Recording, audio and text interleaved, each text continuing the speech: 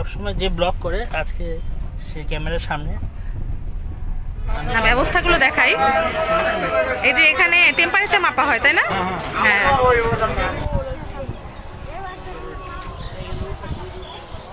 Last আমাদের ভরসা। এই যে এখানে মিস্টার নুডলস, এটা বেবিদেরকে খাইয়ে দিব। কি নাম তোমার?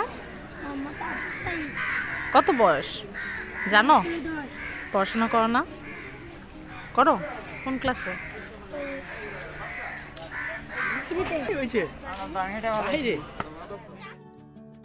আসসালামু আলাইকুম everyone, welcome to my another video. কেমন আছেন আপনারা সবাই? আশা করি অনেক ভালো আছেন। আমরা আলহামদুলিল্লাহ ভালো আছি। অনেক দিন পর আপনাদের জন্য একটা ভ্লগ নিয়ে আসলাম।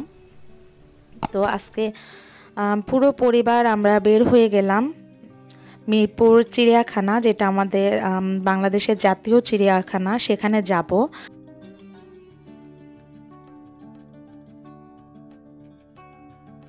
যে ব্লগ করে আজকে সেই ক্যামেরার সামনে, আমি ক্যামেরার পিছনে।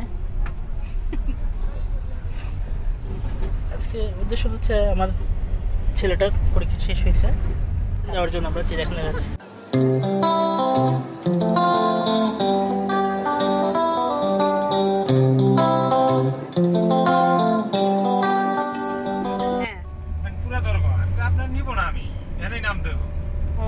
কারণ আমি যদি এখানে 1 ঘন্টার রাস্তা হইতো দূরে, তাহলে আমি এটা মানতাম।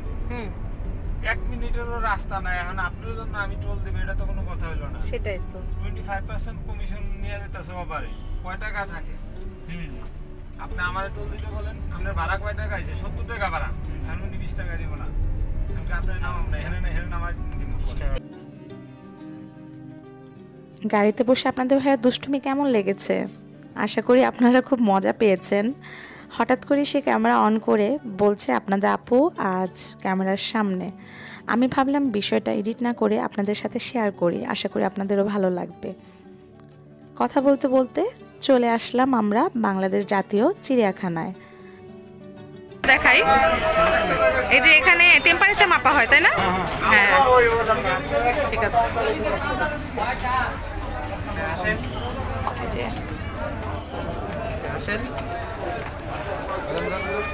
তো এই যে ব্যবস্থাটা ভালো লাগলো।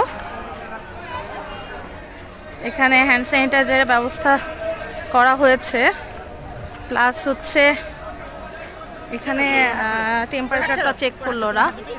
তো এই যে আমরা ভিতরে ঢুকে পড়লাম, এই হচ্ছে গেট। এই যে এটা হচ্ছে বাইরে ঢোকার গেট, আর এটা হচ্ছে ভিতরে ঢোকার জন্য। আজকে শনিবার, তাই অতটা ভিড় নেই। গেট থেকে ঢুকতেই সবার প্রথমে বাম পাশে যে খাঁচাটা, সেটা হচ্ছে হরিণের খাঁচা। এবং এখানে এসে যা দেখলাম যে অসংখ্য হরিণ এখানে নিয়ে আসা হয়েছে, এবং দেখতে খুবই ভালো লাগছিল। বাচ্চারাও খুব এনজয় করছিল দেখে।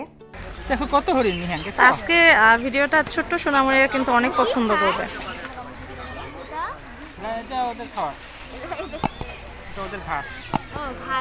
কেমন লাগছে রিহান? এত হরিণ একসাথে দেখছো কখনো? বাবা কেমন লাগছে? দেখিনি এত হরিণ একসাথে।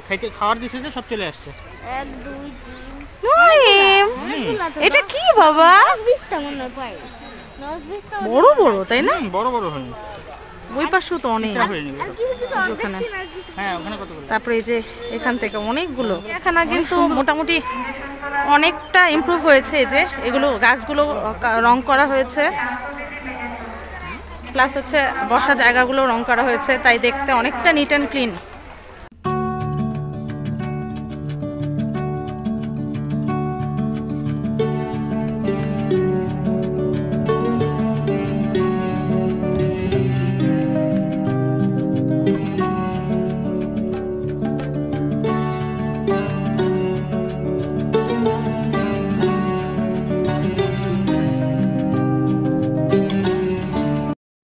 ভিডিওতে আমি জানি সবাই বাচ্চাদের দেখতে খুব পছন্দ করেন, কিন্তু ইউটিউবের একটা রুলস আছে, বাচ্চাদেরকে ওভাবে এখন দেখানো যায় না। তাই আমি বাচ্চাদেরকে অমন করে দেখাতে পারিনি, এর জন্য দুঃখিত।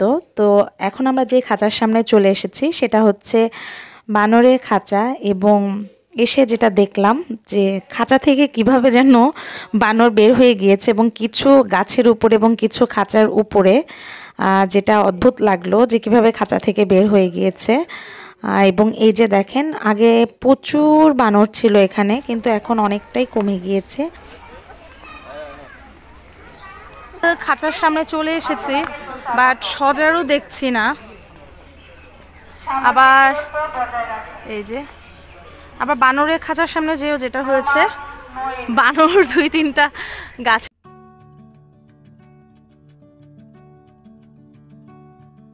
এবার চলে আসলাম আমরা সিংহর খাঁচার সামনে, এবং মাত্র 2টা সিংহই ছিল। অনেক পশু পাখি চিড়িয়াখানায় এসে কম দেখতে পাচ্ছি, বুঝলাম না বিষয়টা। তবে আরেকটা জিনিস যেটা মোটামুটি তো এই পরিস্থিতির কারণে কিছুদিন বন্ধ ছিল চিড়িয়াখানা, তাই পরিবেশ কিন্তু অনেকটাই মানে সুন্দর হয়েছে। এবং প্রতিটা খাঁচার সামনে দেখেন কিছু নিয়মাবলী দেয়া আছে, আপনারা অবশ্যই দেখে নেবেন। প্রাণীকে ঢিল ছুঁড়বেন না, খাবার দিবেন না, উত্ত্যক্ত করবেন না, এই বিষয়গুলো দয়া করে লক্ষ্য রাখবেন। তো এই যে বাঘের খাঁচার সামনে এসেও বাঘকে কিন্তু আমরা একদম মানে ঘুমানো পেয়েছি। তারপর আমরা যে খাঁচার সামনে চলে এসেছি সেটা হচ্ছে এশিয়ান কালো ভাল্লুক। তো এখানে এসে কিন্তু মোটামুটি ভালো লেগেছে। যে কালো ভাল্লুকটা দেখতে পেয়েছি সেটা অনেকটা হাঁটাহাঁটি করছিল, এবং মানুষ এটা দেখে খুবই মজা পাচ্ছিল, বাচ্চারাও মজা পেয়েছে।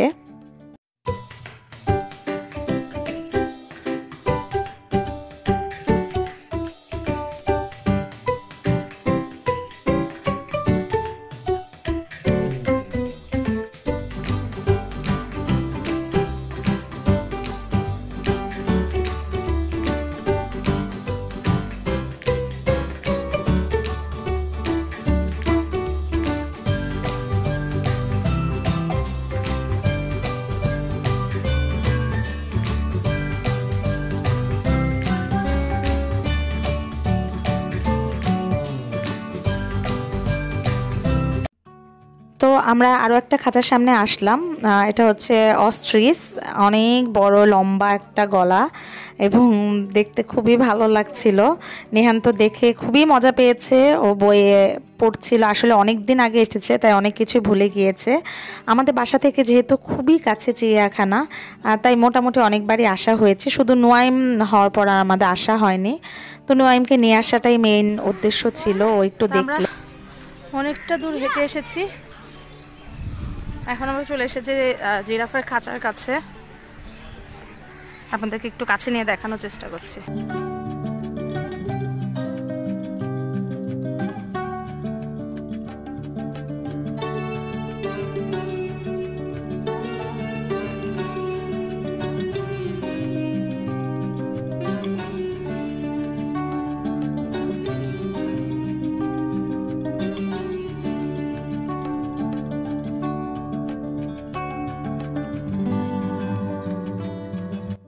জিরাফের খাঁচার কাছে এসে কিন্তু আমরা গেটটা খোলা পেয়েছিলাম। তো খুব ইচ্ছা করছিল আসলে ভিতরে গিয়ে একটু দেখতে পারতাম, কিন্তু এটা কিন্তু কোনো নিয়মের মধ্যে নেই। আপনারা যতই কিছু করেন পারমিশন ছাড়া কিন্তু এর ভিতরে ঢোকা যাবে না। যেহেতু সবাই একরকম না, পশু পাখিকে যেন কোনোভাবে কোনো ক্ষতি না হয় পশু পাখির, এই কারণেই কিন্তু এই নিয়মটা করা হয়েছে। আমি একজনকে দেখেছি, উনি খুবই বলছিল ভিতরে ঢোকার জন্য, কিন্তু ওরা না করছিল যে না, আমাদের এটা কোনো নিয়মের মধ্যেই নেই। তো এই যে দেখেন অনেক মানুষ কিন্তু এই জিরাফের খাঁচাটার সামনে। তারপর আমরা চলে আসলাম ঠিক জিরাফের খাঁচার সামনে একটা পার্ক দেখতে পেলাম। সেই পার্কটায় আমরা চলে আসলাম যে দেখার জন্য, যে দেখি কি কি আছে পার্কের ভেতরে। এটাও কিন্তু আমার কাছে নতুন মনে হয়েছে, এবং এখানে এসে যা দেখলাম যে অনেক কিছুই করা হচ্ছে, মানে সামনে আরও সুন্দর করা হবে চিড়িয়াখানা। ভেতরে ঢোকার পর দেখতে পেলাম যে অনেকটা কাজ হচ্ছে, মানে এখানে একটা পার্কের মতো করা হবে সুন্দর করে বাচ্চাদের জন্য। তো এই যে ঘোড়াগুলো রাউন্ড করে ঘুরে, এখানে কিন্তু সেটা ব্যবস্থা করা আছে। আর এই যে দেখতে পাচ্ছেন যে লাইনটা, এখানে কিন্তু রেল লাইন করা হচ্ছে। তার মানে ওই যে মোটামুটি অনেকখানি জায়গায় যে পুরোটা গোল করে কিন্তু একটা রেল লাইন করা হয়েছে। তার মানে হচ্ছে এখানে রেলগাড়ি চলবে। আরও ভিতরে মনে হয় কিছু করা হচ্ছে, যেটা খুবই ভালো বাচ্চাদের জন্য। সকালে ভাবছেন? আচ্ছা, এখন তো ঠান্ডা হয়ে গেছে, তো দেন 10 টাকা দেন, দেখি কেমন।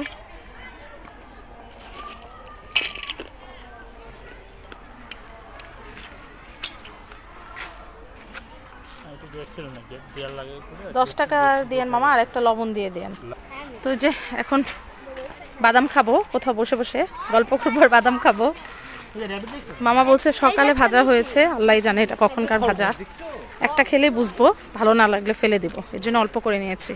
তো যে পার্কটা সেটা কিন্তু ওই দিকটা দিয়ে আমরা ঢুকেছিলাম, আর এই দিকটা দিয়ে আমরা বের হচ্ছি, দেখতে পেয়েছেন ভিতর থেকে কিন্তু রাস্তা ওই দিকটা দিয়ে ঢুকেছিলাম, এই দিকটা দিয়ে।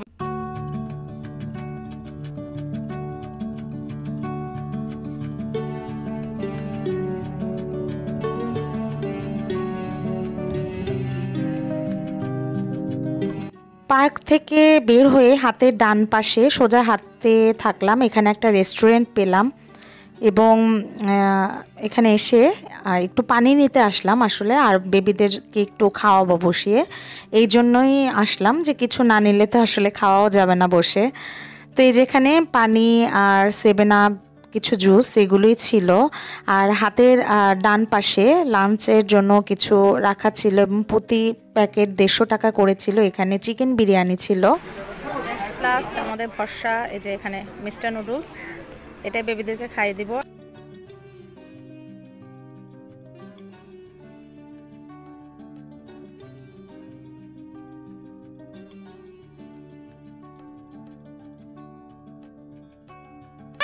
কি নাম তোমার? কত বয়স জানো? পড়াশোনা করো না? করো? কোন ক্লাসে?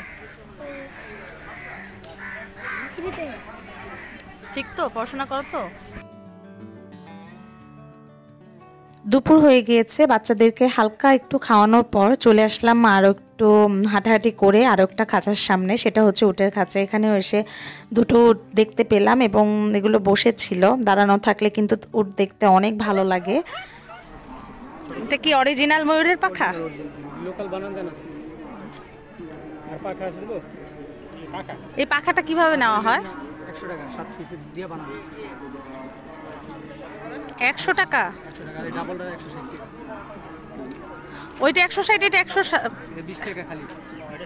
এটা 20 টাকা, আর ওটা 160, এটা 100 টাকা বানাইছে। দুই পাশে দুই লোক। ও আজকে আমরা অত বেশি ঘুরিনি, যেহেতু আমরা এসেছি এখানে 12টার দিক দিয়ে এবং আমরা 2:30 পর্যন্ত ঘোরাঘুরি করেছি এবং ছোট বেবি ছিল তাই অতটা ওকে নিয়ে বেশি হাঁটাহাঁটি করিনি। কিছু কিছু খাঁচা দেখেছি। এখন আমরা চলে যাব লাঞ্চ করার জন্য।